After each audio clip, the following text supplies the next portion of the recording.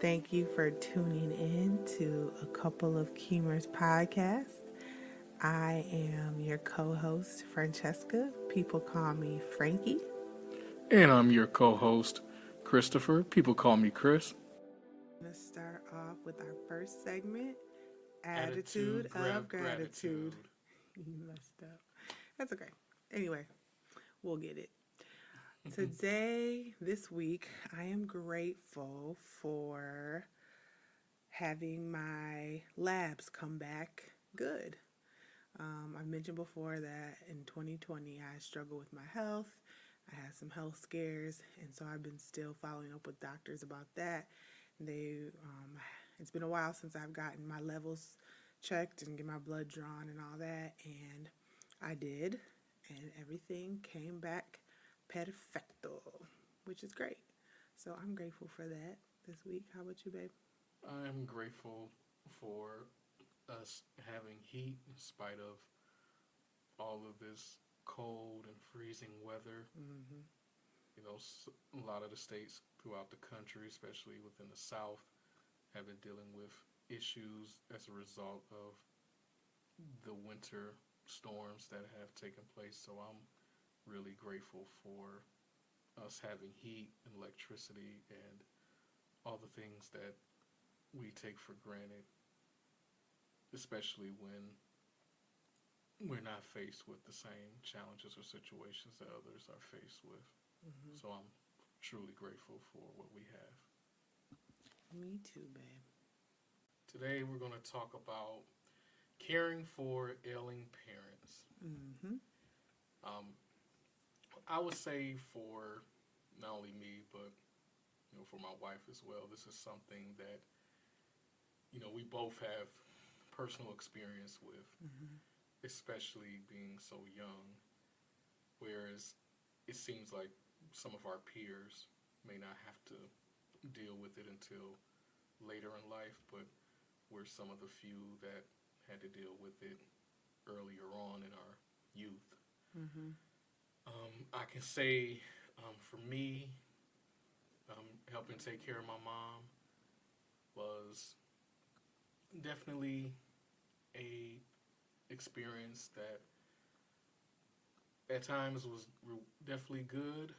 Other times it was stressful and challenging. My mom Mm-hmm. is deceased now.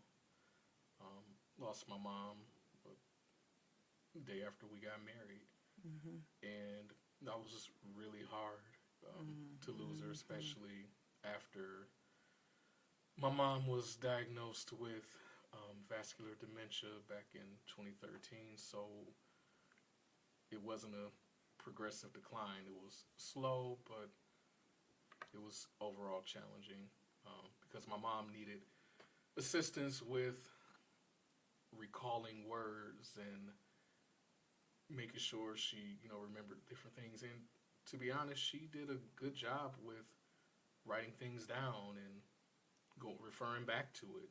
I taught her that just to give her some different mnemonics or memory strategies that we sometimes say in psychology to help her with navigating and doing things. But I mean, to be how old was I? 23, about to be 24, and when my mom got sick, and I'm so used to her being independent and having a strong memory, it became difficult to see her change as far as her personality and having difficulty remembering the way Yeah. that she did.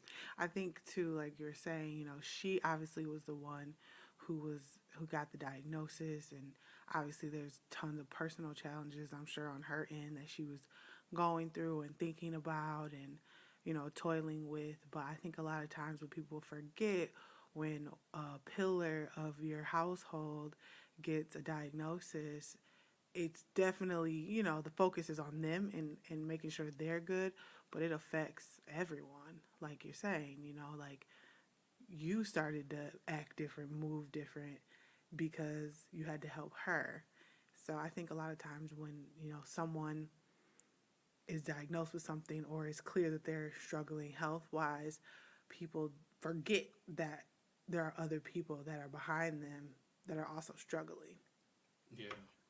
And, it seemed like when she got sick, like it felt like it was in an instance when I had noticed it. And,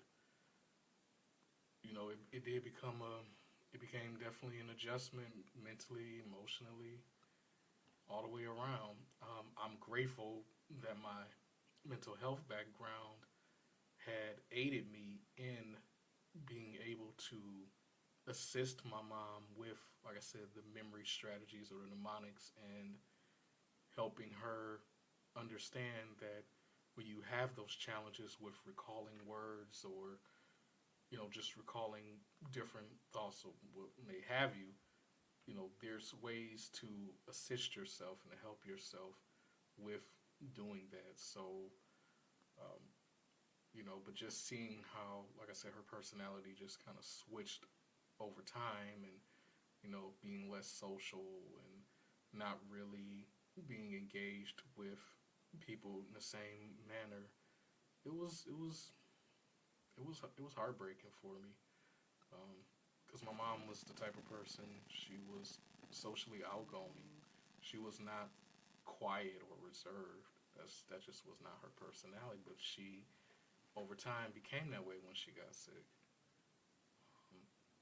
And so, definitely had times where I may have not been as patient and tried to help her, with different things and trying to remember things or try to even explain things. Like I had to really listen and put on my active listening ears to make sure that I understood and heard everything that she was trying to convey and try to pick out and put and piece together what it was that she was really trying to articulate that way. And yeah, there were times where I'm like, okay, mom, just tell me. Wait, but then I had to catch myself and say like, well, you understand how the brain operates and when it's been some type of illness or damage in parts of the brain, whether it be the frontal lobe, parietal lobe, whatever it may be, it's going to create some challenges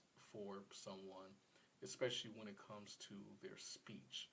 Um, you know, so yeah, it was definitely an overall challenge with trials and tribulations and things like that. How about you? What would you say? What was like for with your parents? Ooh, well, my parents were, I believe, 42 and 43 when they had me. Something like that. I always forget. I could do the math, but I'm not even going to bother. So they already started off, I remember growing up, everyone thought my mom was my grandma, Oh my goodness, stuff I like remember that. And those like days my for me. mom aged pretty well. Like it wasn't like she was out here just looking extra old. It's just she was a lot older than, most of my peers' parents, especially if they had like super young parents. It's like my mama could be their mama's mama. But so that's just kind of where obviously they start off older, and old age is more common to, you know, just have some physical difficulties and mental difficulties and things like that. It's just human nature, right? So, like you said, I do think that um, it, my parents hit a stage in their life that most of my peers' parents hadn't reached because of age. Um, there's many reasons why you can care for an ailing parent, and it doesn't always have to be directly related to age. Even though I think for my parents, it is. Um, but so from my experience, my mom got first sick, like a real wake up call of her being sick when I was just 12 years old. She had a liver transplant. It was very, it didn't react well. She struggled with that. It's called rejecting. Yeah, it was rejecting and all that. So a lot of it was hidden from me because I am the baby and all that. I learned more about it when I got older, but so that's where it like started, where I think I realized like, oh, like my mom is sick type thing. But she did come out of it well in the end, and she healed from it. And but she was just definitely different, you know, her physical abilities and things like that. But she wasn't needing like hands-on care, but we were more watchful of her, you know, making sure that you know she has what she needs. She moves a bit slower and things like that, but she was still primarily independent, you know, mostly independent, And it was and this. and Oh, still go ahead. able to like mother me in a way that wasn't too different than what I knew. There were changes, but you know, I didn't catch on to them as much at being that young. You know, her being tired more and things like that. But I'm sorry, what were you gonna say? I was just gonna say, yeah, it was the same thing with me. I mean, my mom, believe it or not, she was still able to drive and get herself around. It was just, the memory issue. And I know when people hear the term dementia, they automatically attribute it to Alzheimer's, but Alzheimer's is just one of many, I believe, specifically 11 types of dementia. And one of the types of dementia is vascular dementia, which is attributed obviously from your vascular system when it's not functioning properly, and it restricts blood flow and leads to um, having difficulties with memory, which can be caused by you know strokes and different things like that, which my mom had several TIAs, or mini or tiny strokes and things like that over the years, and that's what I believe contributed or led to that diagnosis. So with vascular dementia, it's not a progressive or aggressive decline like Alzheimer's is. This is more slow in nature. So it wasn't like, my mom couldn't function. Like I said, she was still driving, even though maybe wasn't the wisest as she continued to get older and the situation progressed. But I'm grateful every day that nothing bad ever happened, and she was able to, like I said, drive. She didn't get lost or anything like that. So Yeah, she pressed on to the best of her ability, yeah, for sure. so my mom still had that about her, where she was still independent, especially to the point where you weren't gonna tell her anything or what she couldn't do, what not, she was still gonna do it. Um, so that part of her personality didn't did not change, thankfully. But yeah, no, she just needed assistance with memory challenges and making sure that she understood things that were going on, because sometimes she may have felt confused or wasn't fully processing things right away. But that didn't happen on a daily basis. That would happen, every so often. The only thing that happened on a daily basis was just recalling words and names and just challenges with that. Um, but then as she got older, it progressed to where she couldn't really do her job as a lawyer anymore, and she, lost her job. And that was heartbreaking for me, because that was probably only the second time I had witnessed my mom not have her job. So, I had to step up, and thankfully I was able to get a job at a mental health agency and was able to work and help, take care of us. Yeah, it was stressful because I was the one who was primarily making the money, but I did what I had to do to help out and make sure that my mom was good. And you did well. Thanks. Yeah. So I think like in comparison, um, I feel like you know your mom's situation was definitely more like her memory and her body for the most part. Yeah, she had little things here and there that where her body failed her, but I feel like for actually both my parents, it's their mind is fine. It was their body that was failing them. Yeah. So it's a little bit different here with the type of care that someone might need when their body's fine, but their mind may be deteriorating, or versus someone who their mind is still quite sharp, but their body is what's failing them. So I know I never personally experienced up until like think maybe the last 2 weeks of my mom's life, her mind was fine. It was sharp. She was tired for sure because what she went through definitely made her physically and mentally tired. But I think because she experienced whole body infection, so it affected her mind, and that was like the last 2 weeks of her life. So before that time though, it was she was quite sharp. So um, it was difficult seeing you know her deal with that, with just trying to figure out how to work with her body that was failing her, and that started, like I said, at around age 12, and it just progressively got worse. She didn't become bedbound until I was in college though. So I was away in college, and my freshman year is when it really started to to like severely affect, where she now needed someone to care for her around the clock. And she was already diabetic. She was already on home dialysis. um, and so she already had those things working against her, but then now she was unable to use her hands as well or walk at all. So she was bedbound and needed that care. And it was quite stressful. I will say that my parents never, at that point in time, being in college, they weren't like, you need to come home, because, um, but they had each other. So that was good. But my dad's body wasn't failing him in that way.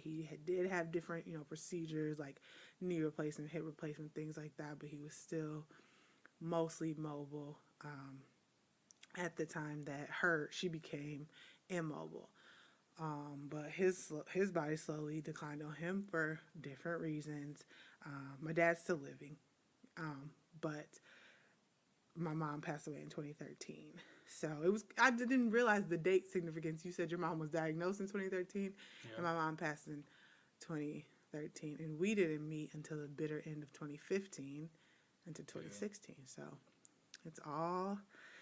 it's just weird how life does that. Exactly. But I would say, as far as trials and tribulations with dealing with my mom ailing physically, just exerting myself mentally and physically, making sure she's okay and has the things that she needs and wants. Um, and primarily, I think I was stuck on the things that she wanted, because I didn't understand fully what she needed. And then once I understood what she needed, it was more like I started to neglect the things that she wanted, because what she needed was wearing me thin. So I was just like, you know what? I can only do this. But at that time, I wasn't as progressed in the way of thinking about boundaries, and I wasn't as organized as I am now. So it was just more like I was beating myself to the ground in a way, because it was just such a huge adjustment. You're so used to your parent taking care of you, and then you take care of your parent, and you hear people say that. I feel that, from my experience, I've heard mostly this type of conversation from what I consider adults, like Right. people in their 50s taking care of their parents and things Yeah. like that.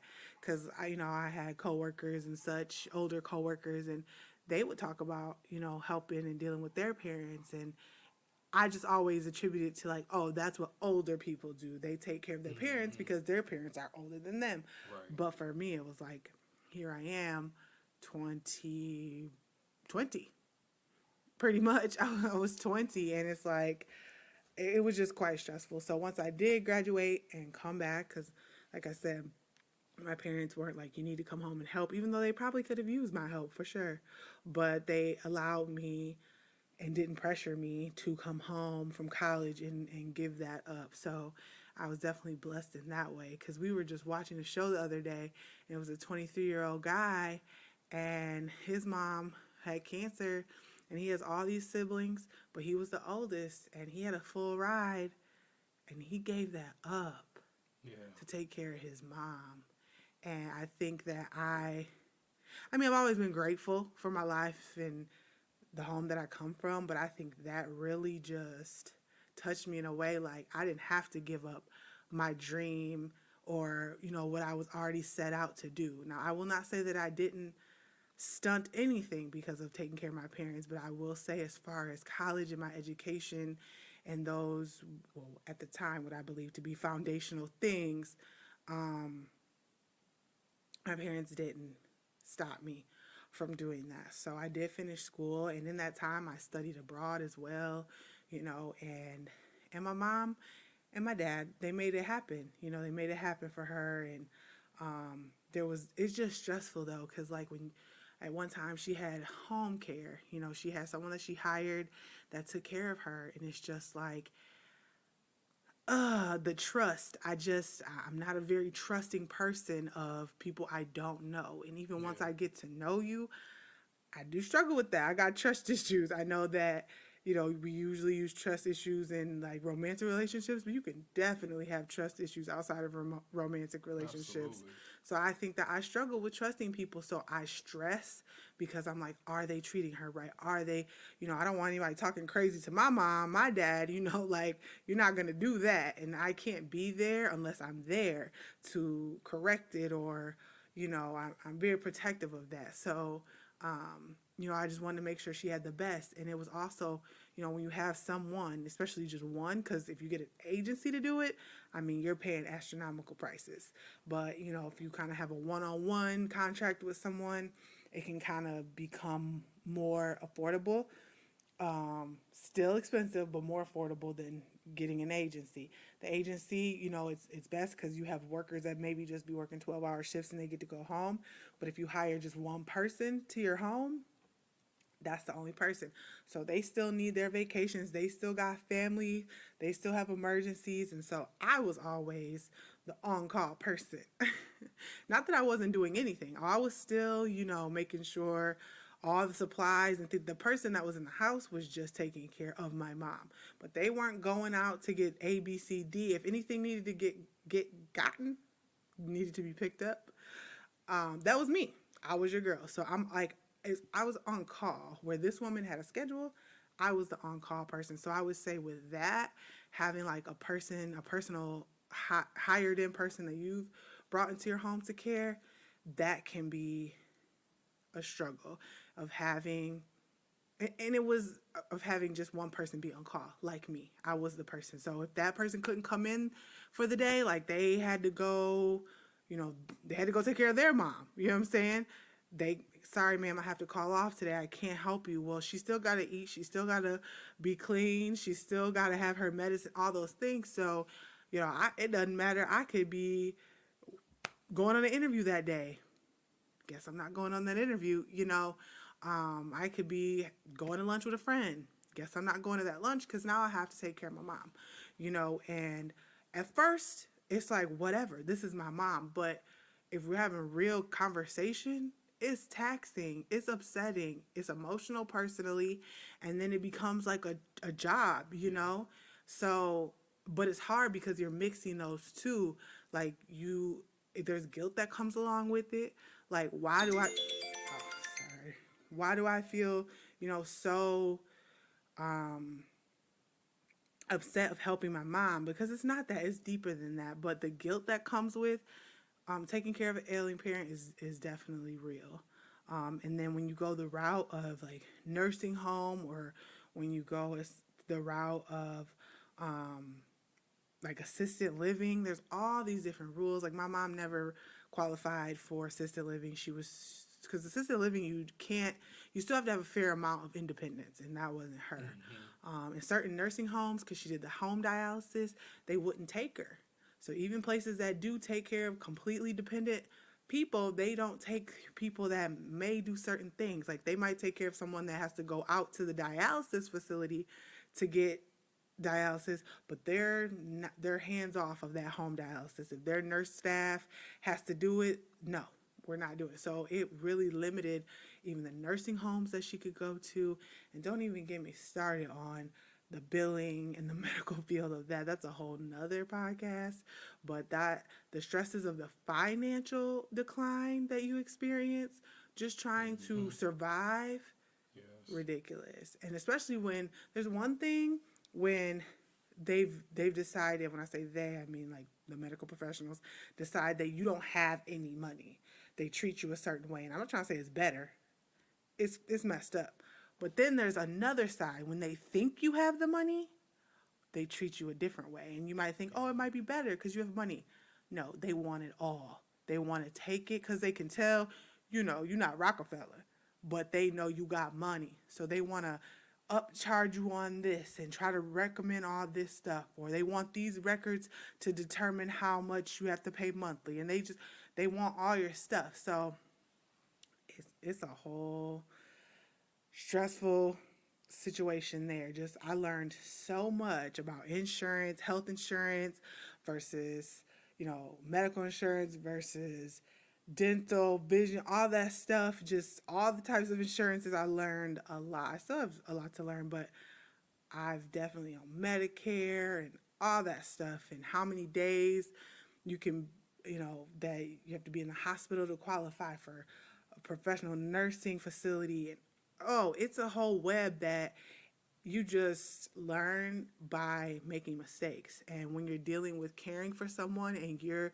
their power of attorney, they're the person that they look to because they can't do it physically. It it's a lot. It weighs a lot. So, you have the guilt of not being there all the time. You have the guilt of you did it wrong, or now you have to do it all. And Yeah, I definitely can relate to the guilt because when my mom got her diagnosis, it was the summer before I entered my last semester of college for my bachelor's degree. So I went into my last semester just feeling like, I hope my mom is okay. I should be there. Why am I still at school?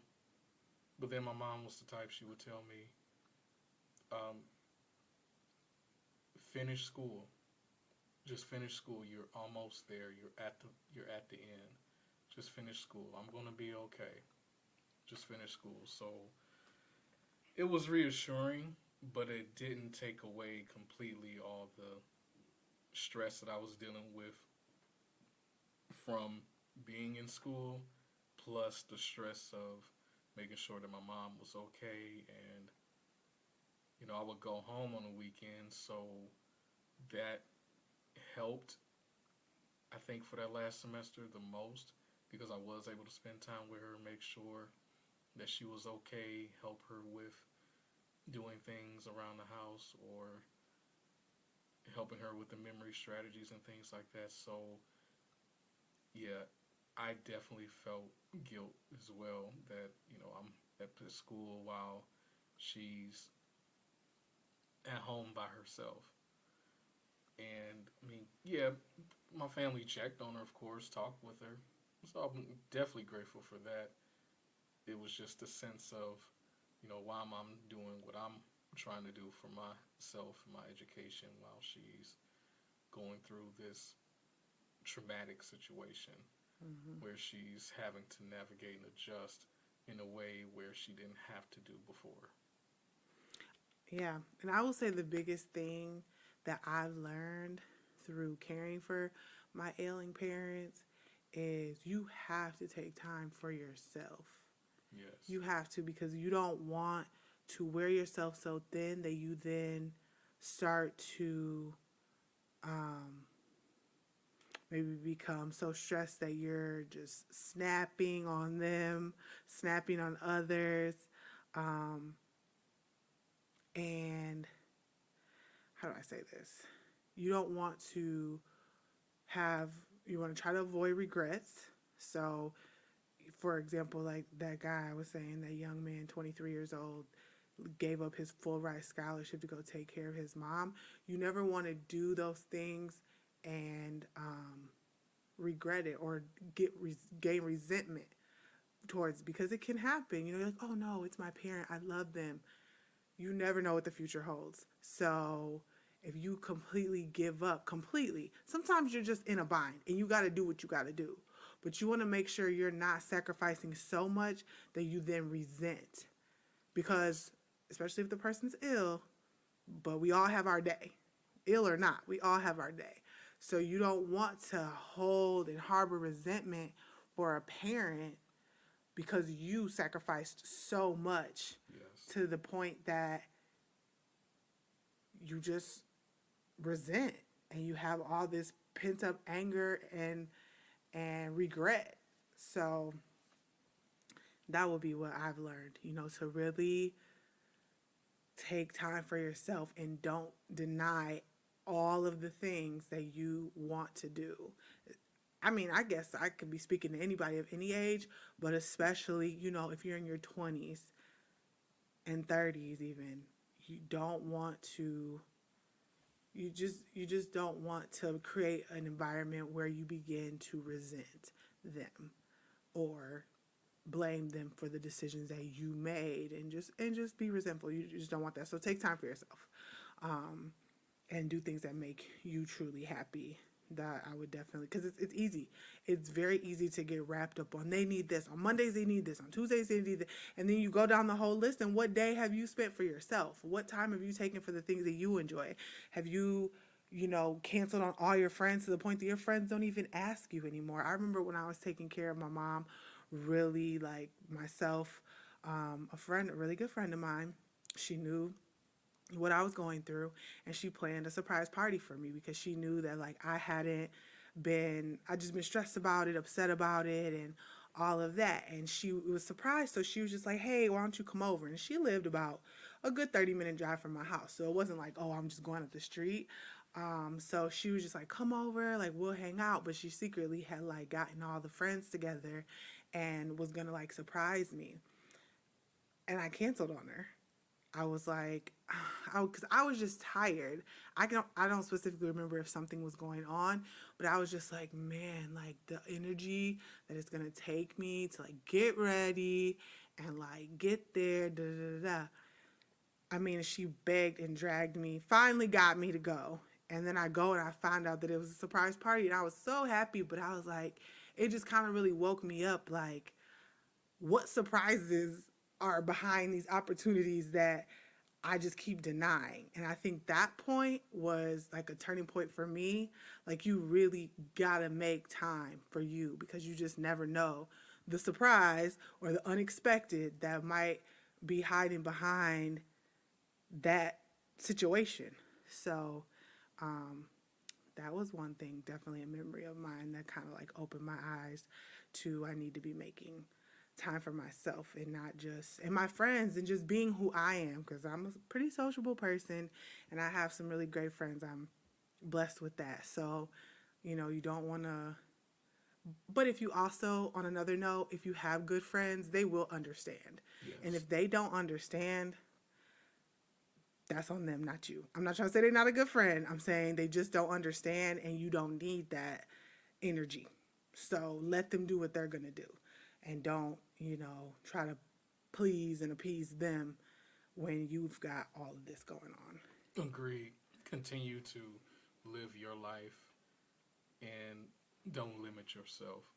Still make time to take care of your parents if they're in that type of situation where they need you and you're there for them and taking care of them and providing that assistance, but you don't at the same time want to forget to live your life because you still have a life to live. And it's easy to just give any and everything up just to make sure you're taking care of your parents. Hmm. But the thing too to remember is, your parents may feel like, I don't want you to give up your career. I don't want you to give Hmm. up going to school. So in that time, in that case, you would want to use it as motivation to continue to push yourself towards completing your degree or achieving something within your career that you get nominated for, whatever it may be. You just don't want to give it up. But I think we were fortunate in that way that our families didn't put the pressure on us, Yeah, especially at that point in time in our lives, to give up what we were doing. Obviously, keep referencing that guy from the show, but he didn't have that same motivation from his family, you right. know? And so maybe someone's listening to this and they don't have that. Um, I would definitely just encourage you to just find the strength. to do both. Don't give up. Don't give up completely. Maybe if it's school, maybe you might got to start going part time. But I would not fully give it up, or figure something out. Move your parent near you, or you kind of got to give them, like, I want to help you, mom, dad. I'm going to school 3 hours away. Is there any way you guys can move here? You know, something like that temporarily until I finish, and then we can go back, whatever home is, or something like that. I'd find at least a middle ground if possible. I would not completely turn over and forget about and completely halt your decision. I mean your passion and what you're doing, because at the end of the day, we all have our day, and you don't want to, whenever your parent passes away, it's devastating. I don't care what you say. I don't care if it was expected, unexpected, whatever. It's devastating. And you're going to have some time of being lost. And you don't want to have to reverse 7-10 years because you just stopped everything. Like, you don't know when this situation is going to change. You don't know when their day may come or when your day may come. So you still want to be doing something that gives you that you wanted to do outside of taking care of your parent. Because I know, especially if you have a loving parent or you have a close relationship with them, that of course, if they're needing something, part of what you want to do is help them. Because I think that's where the struggle is. Like, it's not that you don't want to, and you're just caring for them because you have to out of obligation. Sometimes it depends. I didn't feel that way. I love my parents, so I wanted to take care of them. I wanted to make sure that they were okay. Like, that in itself helped me, knowing that they were okay. Exactly. So, but you don't just want to get drowned in that. You just really don't. You really want to be doing things outside of that, just to cultivate yourself as a person as well. What would you say was rewarding? Rewarding? I mean, just the bond and the memories. Yeah. So it's just a different dynamic when you are essentially being your parent's parent. The tables have turned. You're now the one that has to tell them no sometimes. You're the one that they're looking to get things done. It's a flip of roles. And with that, it can be rewarding in the way of you're really putting their parenting skills to the test. Like, did you raise me to be able to endure something like this, or did you not? Exactly. And what I have to learn, I have to learn. I think that just even talking with my peers, not to be like, oh, I'm just so superior. The conversations and the things that they say, like, I feel that I've propelled past that type of thinking because from my life experience of caring for my parents, and I still care for my dad now. I mean, he has gained some independence at this point, but there's still a lot that I do for my dad that most of my peers do not do for their parents, and it's based on because of health condition, physical health condition specifically. So I would say that was a reward as far as like making memories. I mean, there's just situations you're going to find yourself in that you would never find yourself in if you didn't have to take care of them.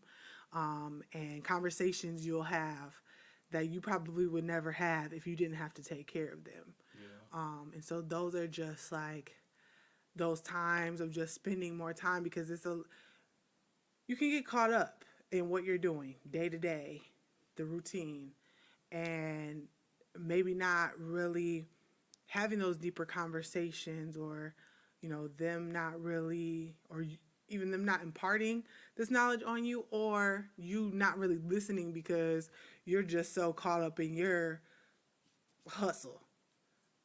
It gives like even though it can be, depending on the situation, it can be very daunting, but there is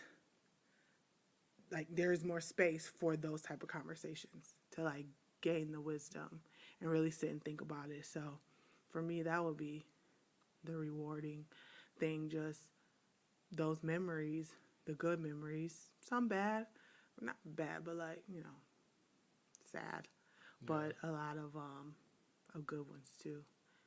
And when somebody is down and out, you really learn who the real ones are. Yes. So that was something that I definitely gained from. And whether it be family, whether it just be family, friends, whomever, you learn how people function in a time of crisis, what they'll do to be a part of the help or be a part of the hindrance. And all types of dynamics are challenged when it comes to things like that. So I got to see a lot of people's true colors and how they'll fold or how they won't fold. So that's definitely a reward too Yeah. for me. Yeah, I think for me, the reward was seeing how my mom was able to still function in spite of. Because some people would just be the type where they just kind of give up and not really try anything anymore and just wait to die and don't want to continue to live in some type of way. But my mom didn't do that. She still continued to do things in her own way, Hmm. no matter what. Even though I knew she was tired, she just was frustrated, didn't like what she was struggling with and had to go through. But she still found a way to get up every day, and whether it be watching her favorite soap opera or going to pick up something from a store, I mean, she still did it. Hmm. She just didn't not sit there and not do anything. She still did it. So that was rewarding to see that and to see her actually use my strategies and actually put them to use. And I could tell she was able to follow through. That was also rewarding to see that, she didn't just ignore what I said. She actually took what I said and followed through with it. So that was another reward.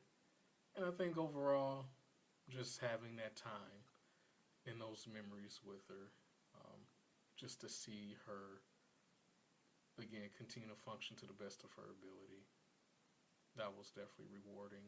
And yeah, there was some good and there's some sad memories, but there were still memories. And every day I could say, no matter how I felt about the situation or when I was at my job, I was just grateful to still see my mom every day at Hmm. home. Hmm. And it still felt a sense of normalcy. Yes, because the normalcy definitely changes, adjustment after adjustment. So having those little bits that you can still hang on to, like, okay, the familiar things, for sure. I agree with that. I definitely do. So, what about the types of care? Well, I Would you kind of say? covered that. There's the in-home care, like with hiring your own personal Yeah, person that that's going to be your caregiver, and that's probably, as far as home care, as probably cheap as you can get it or less expensive as you can get it, because you are negotiating the own contract. So you can negotiate it if the person agrees. You can negotiate it to what you truthfully can afford. But if you get like an agency coming in, they got their set prices, they got their set ways. It's not much wiggle room depending on the company. But then you also have like the nursing homes, the skilled cares. The I think what people normally think of when you think nursing home. Then you have like different, pretty much group homes, where that's going to be, so the nursing home is going to be expensive if you don't have insurance, because it's only going to cover, the insurance is only going to cover for so long. Then you're going to have to start doing the out of pocket pay if you don't qualify for Medicaid. Um, and that stuff can be like 10 grand a month, which, where I'm from, where we doing stuff, 10 grand a month, not gonna fly. So no, that's just not something we're able to comfortably afford.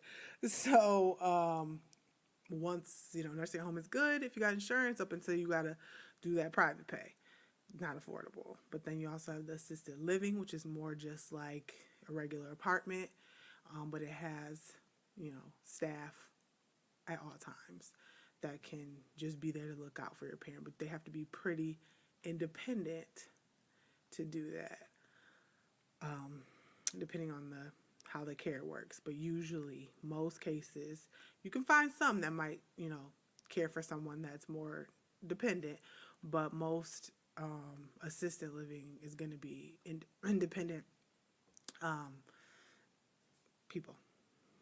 So, and that's just going to cost you whatever, usually around what it would cost you to rent an apartment, plus a charge for care.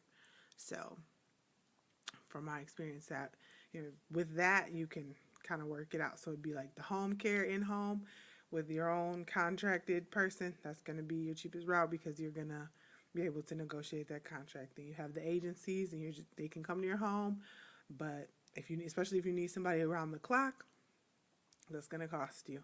Nursing homes free up until insurance doesn't cover, and then you paying 10 grand upwards for the care. And personally, if it's less than 10 grand, the care they're getting is probably not good at all. And even some of those places that charge 10 grand is kind of questionable. And then there's assisted living. So that's what I would do. Yeah. That's what I would say about my experience with the different care. You really didn't have much.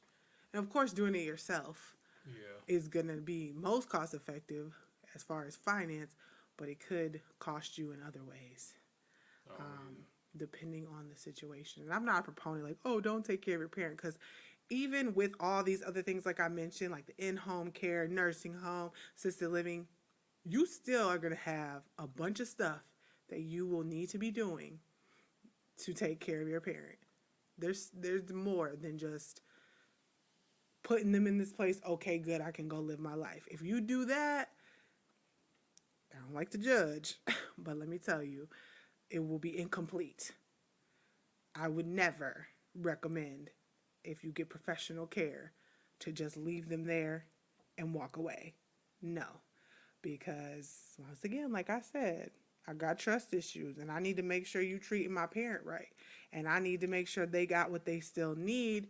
And they're not gonna go out to the store and get them their specialty this or something to make them happy. They're not gonna celebrate their birthday and have a party. They're not gonna do any of that. So you still have to, I don't like to say have to. It's not just you're hands off because you've, decided that this is the best option for them. You're still, no matter what you choose, you are still an active participant in it. You should be, in my opinion. Yeah, absolutely. So that would be my personal advice. Is no matter what you choose, still be active. Exactly, because if you're not active, I mean, when that day comes when your parent passes away, you don't want that feeling of what I should have done, could have done, or would have done. You don't ever want to experience that, especially when you have that opportunity to do something about it. Because at the end of the day, you want to be at peace with the decisions that you're making. Yes. You don't want to devote your whole life to caring for your parent for so long that you don't have peace in it. When they've, departed this earth, you're still empty in a way past the grief, just empty because you didn't have peace with what you were doing the whole time. You were thinking about what you could and what you could be, what you could be doing. So you need to find balance just so you can have peace. And it's different for everyone. This isn't like, oh, here's the formula for caring for an ailing parent. No, you have to make it work for you. And what works for you might change. 1 year, you might be able to devote your whole life, and you're okay with that, and you haven't given up much of your personal dreams. But then year 2 hits, and you're like, no, this was the year that I was supposed to, whatever, fill in the blank. I'm going to make it happen. Whether it's doing it half the time, you had planned on doing it all the time, but you're doing it half the time. You have to just have peace with the decision that you make. Period. That's just how I feel about it. Because, like you said, everybody got their day, and when your parent passes away, because I believe, I don't say I believe, but usually your parent passes before you do. It doesn't always happen, but that's the mindset, right? That your parent passes before you do. So you want to make sure that when that happens, you aren't harboring regret. You aren't feeling all this, because you're already going to be dealing with grief, which is, we could do a whole nother podcast on that. I just feel like I keep saying that. A whole nother podcast. But you just want to make sure you have peace with the decisions that you're making and make those tough decisions then, so that you can have the peace to follow. If you just continue to push things to the back burner because, you feel obligated, and, maybe you're even getting pressured to do it. You don't want to do that. Who cares what other people think? There's always going to be someone that has an opinion. There's going to be someone who's like, no, you should be doing more. Or there's going to be people telling you, why are you doing that? But you got to do what works for you to find your peace. And it's going to take a minute. It's an adjustment. Like, you're going to be like, maybe you thought that would get you okay, and it didn't. So just readjust, reassess. But don't let it beat you down, and hopefully you have at least one person in your corner to at least just even vent to. Like, that's important. Having somebody that you can, like, talk to is just going to listen. Because you may or may not find someone that has the experience, depending on where you are, but a listener, somebody who could just hear you out, important. Important. Oh, yeah. Anything else, Boo? Nope, that's it. What about quote of the day? Quote of the day. So the quotes for today, there's actually two that I like. So the first one would be, remember, so far you survived 100% of your worst days. So some days may seem super, super rough, and you've had them, and you got past them, and you survived them. So you'll survive the next. So keep it going. Keep the faith. And the next one is, start where you are, use what you have, and do what you can. I think that's perfect for today, because you can only be you and do your best. And I think that will find you. I actually know that will give you peace. If you just start where you are and you use what you have and you do what you can with that. That's the best you got. That's pretty much summing up giving your best. Yes. So those are the quotes for today. I All think that's it. Thank you for listening. Make sure you rate and review if you like what you hear. Also, like, subscribe, comment, and share with a friend. See ya.